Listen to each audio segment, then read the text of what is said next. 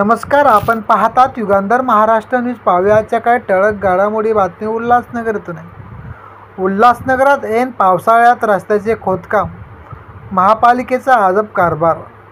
उल्हासनगरमध्ये रस्त्याची पुनर्बांधणी व भुयारी गटाराचे पाईप टाकण्याच्या नावाखाली ऐन पावसाळ्यात रस्ते खोदले जात आहेत.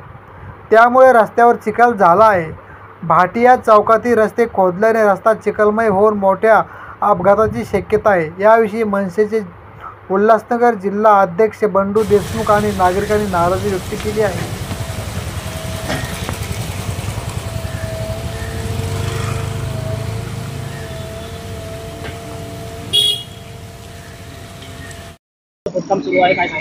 शासनाच्या नियमाप्रमाणे पावसाळ्यामध्ये कुठलेही रस्ते खोदता येत नाहीत असा शासन निर्णय सांगतो.